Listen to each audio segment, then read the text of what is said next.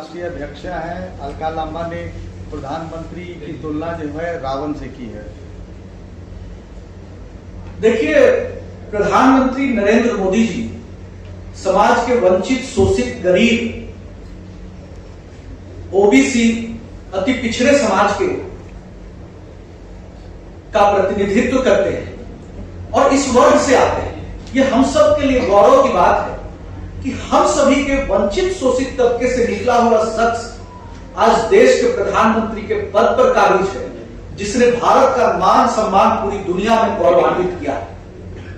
और प्रधानमंत्री जी के खिलाफ आपको याद होगा कि अलका लांबा तो बहुत कांग्रेस की राजनीति में किस पायदान पर हायरार्की सिस्टम में है।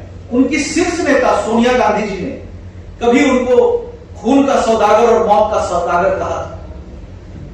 और मणिशंकर अय्यर ने क्या कहा, सलमान खुर्शीद ने क्या कहा, ये सबको पता है।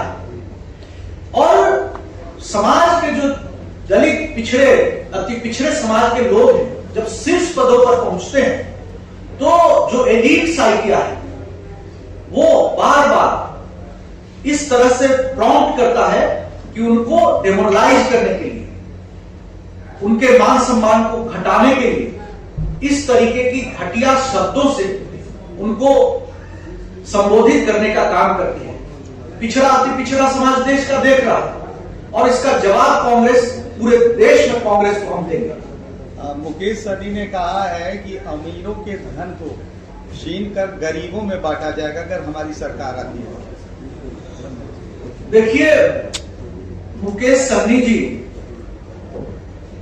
संघर्ष करते हैं, अपने समाज के हक की बात करते हैं, अच्छी बात है। लेकिन वो जो बात कर रहे हैं कि अमीरों की धन संपत्ति छीनकर गरीबों में बांटी जाएगी, ये तो वही बात कर रहे हैं जब किसी जमाने में नक्सलवाद का दौर था तो कहा जाता था कि बड़े लोगों को छेद छोटा करके हम सबको बराबर करेंगे।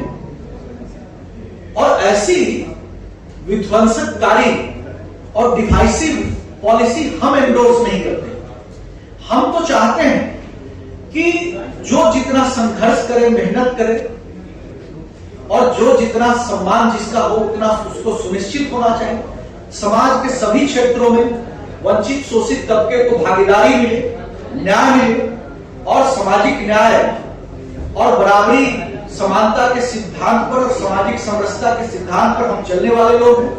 समाज के सभी वर्गों के कल्याण के लिए बात करते हैं। मुकेश सहनी जी को याद दिलाना चाहते हैं कि प्रधानमंत्री जी ने जो मत्स्य संपदा योजना के तहत कितने हजारों करोड़ की योजना जो फेज वाइज मैनर में 50,000 करोड़ के लगभग इंप्लीमेंट की जा रही है, जिससे नीली क्रांति पूरे देश में होने जा रही है। जो हमारा फिशरीज कम्युनिटी है पूरे देश में वो एम्पावर्ड हो रहा है। जो मेन स्ट्रीम में, सिर्फ पॉलिटिकल मेन स्ट्रीम में नहीं आ रहा है, इकोनॉमिक मेन स्ट्रीम में इस देश के आ रहा है।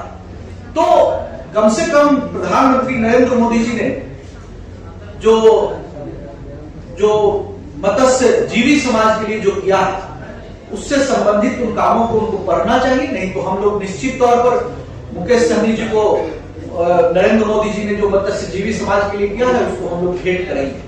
निखिल जी, जो वोटिंग परसेंटेज कम हो रहा है, बिहार में भी काफी कम हुआ है, तो क्या कोई आकलन भाजपा ने किया है या फिर कोई रणनीति आप लोग बना रहे हैं कि जो वोटर घरों से नहीं निकल रहे हैं वो क्या भाजपा के ही वोटर हैं, एनडीए के ही वोटर हैं, उसको बढ़ाने के लिए क्या कोई रणनीति पे काम कर रहे हैं, कुछ मुद्दों पर काम कर रहे हैं आप लोग कि आने वाले चुनाव में उन मुद्दों पर, उन रणनीतियों पे काम होगा?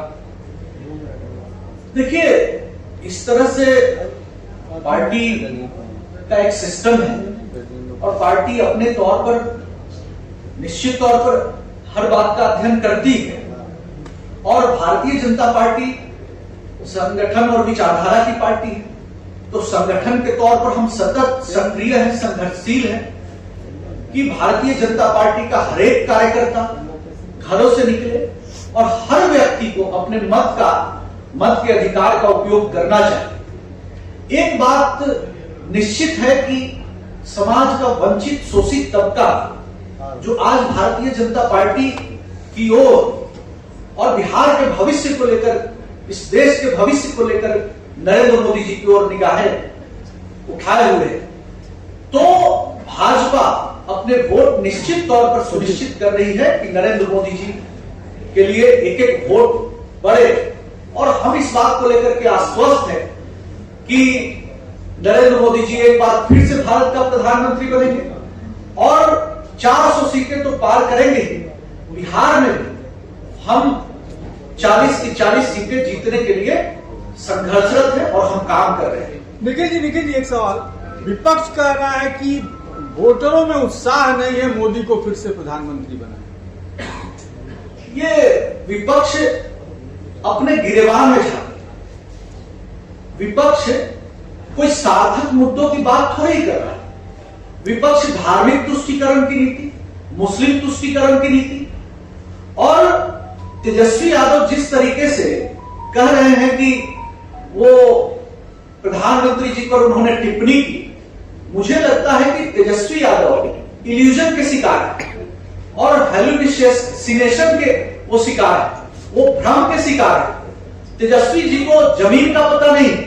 चुनाव परिणाम जब सामने आएगा तो उनको ऐसा दिखेगा कि जिस हाइपोथेसिस के आधार पर वो राजनीति कर रहे हैं तो उसका भ्रम उनको दूर हो जाएगा।